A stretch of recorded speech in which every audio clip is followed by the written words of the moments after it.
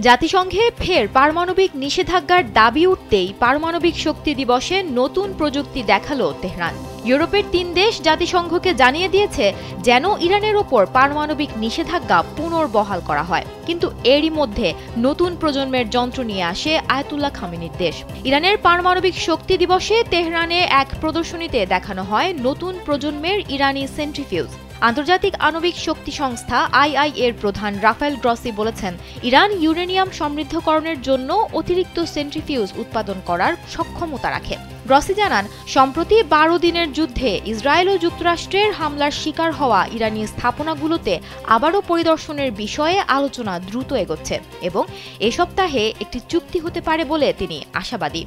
Come on bro, এসব অনেক কিছু আসবে আর যাবে, এক্সপার্ট কিন্তু থেকেই যাবে।